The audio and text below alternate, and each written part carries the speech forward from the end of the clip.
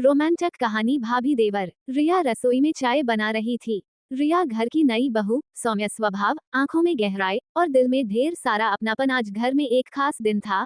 रिया के पति के छोटे भाई आरव बाहर की पढ़ाई पूरी करके वापस लौट रहे थे। दरवाजे की घंटी बजी। रिया ने दरवाजा खोला। सामने खड़ा था आरव, मुस्कुराता हुआ, थोड़ा बदला हुआ, पहले से ज्यादा परिपक्व। नमस्ते भाभी, उसने हल्की झिझक के साथ कहा। रिया के हाथ से चाय का कप हल्का सा कांप गया। न जाने क्यों, इस एक शब्द में अपनापन भी था और कुछ अनजाना सा एहसास भी। आओ आरव, घर में तुम्हारा ही इंतजार था। रिया मुस्कुराई।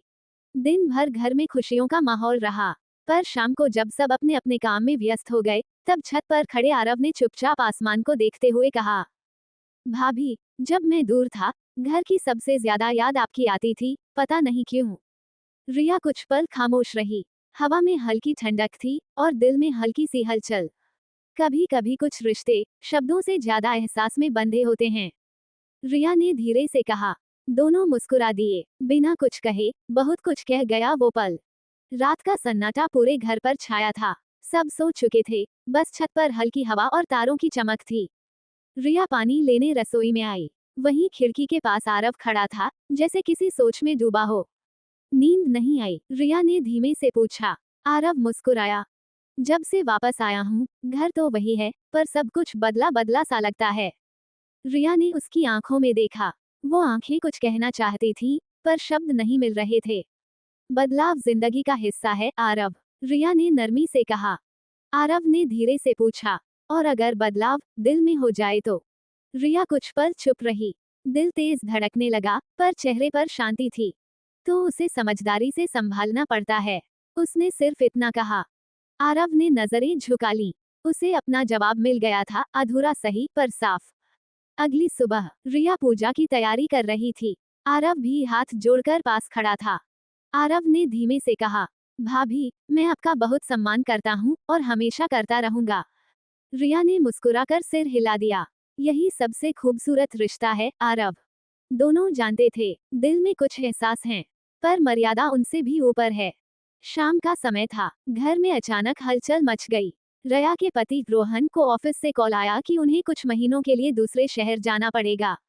काम जरूरी था, मना करना संभव नहीं। रिया ने जब ये सुना, तो चेहरे पर मुस्कान थी, पर आंखों में हल्की चिंता छिपी थी। आरव पास ही खड़ा था।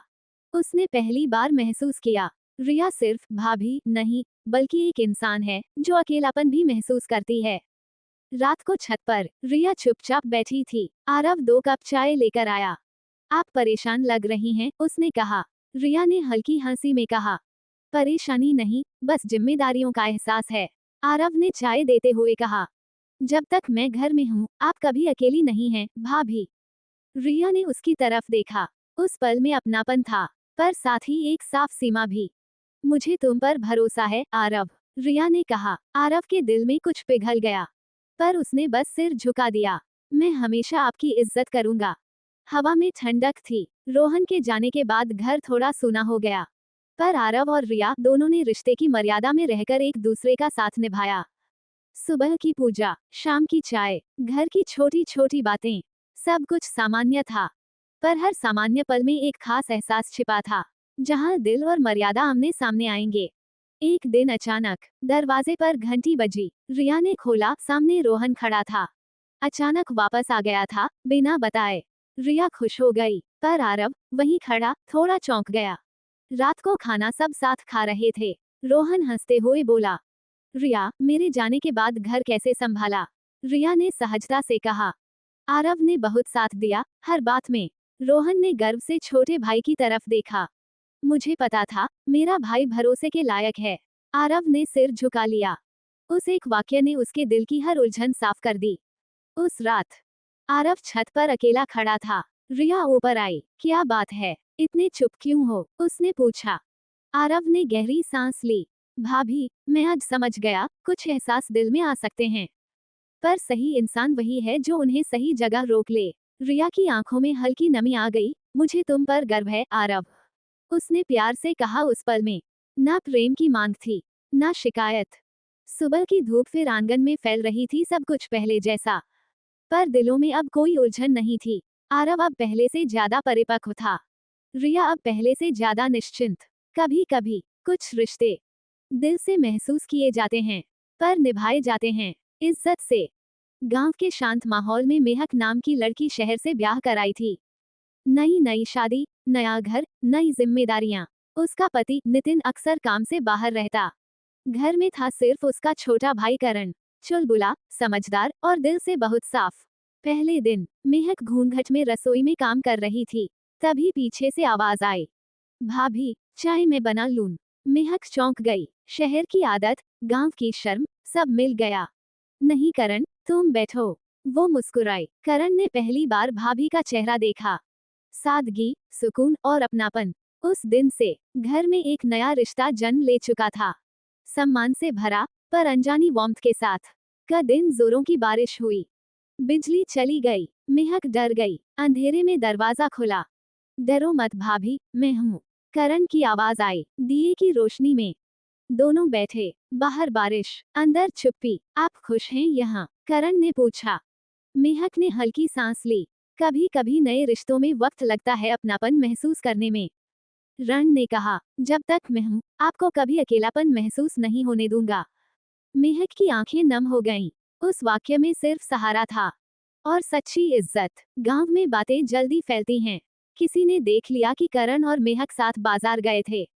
लोग फुसफुसाने लगे। मेहक परेशान हो गई। करण ने उसी दिन सबके सामने कहा, मेहक मेरी भाभी हैं।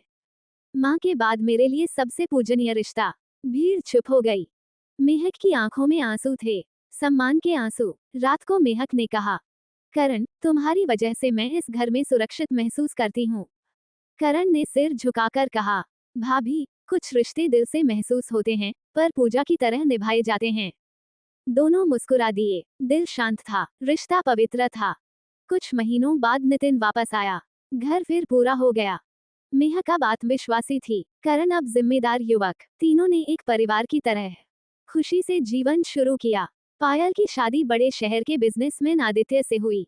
शानदार घर, नौकर चाकर, सब कुछ था, पर आदित्य हमेशा काम में व्यस्त। घर में था उसका छोटा भाई समीर, शांत स्वभाव, किताबों में डूबा रहने वाला, कम बोलने वाला।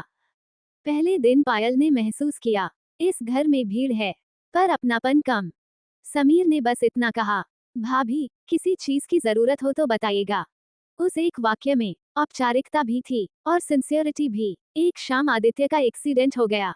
हल्की चोट थी, पर कुछ हफ्तों तक बेड रेस्ट जरूरी। घर की जिम्मेदारी अचानक पायल पर आ गई। वो घबरा गई। तभी समीर आगे आया, भाभी, आप अकेली नहीं हैं। मैं हर काम में साथ दूंगा। दिन बीतने लगे। दवाइयाँ, ऑफिस के फोन, घर का ध्यान, सब में समीर चुपचाप मदद करता रहा। पायल ने पहली बार महसूस किया, ये देवर नहीं, एक मजबूत सहारा है। एक रात पायल थककर छत पर बैठी रो रही थी। समीर चुपचाप पास आकर बोला, भाभी, आप रोते हुए अच्छी नहीं लगती। पायल ने आंसू पोंछे। कभी कभी बोझ भारी हो जाता है समीर। समीर ने कहा, आप बोझ नहीं, इस घर की ताकत हैं। पायल की धड़कन तेज हो गई, पर उसने नजरें झुका ली। उसने समीर से दूरी बना ली। कम बोलना, कम मिलना। समीर समझ गया। उसने भी सिर झुका लिया। सम्मान बना रहा। भावनाएं दिल में बंद हो गईं। आदित्य ठीक हो गया। घर फिर सामान्य हो गया। पायल अब पहले से मजबूत थी। समीर अब पहले से ज्यादा मैच्योर। एक दिन समीर ने कहा, भाभी, मैं हमेशा आपकी इज्जत करता रहूंगा। पायल मुस्कुरा दी, और मैं हमेशा तुम्हें अपना परिवार मानूंगी।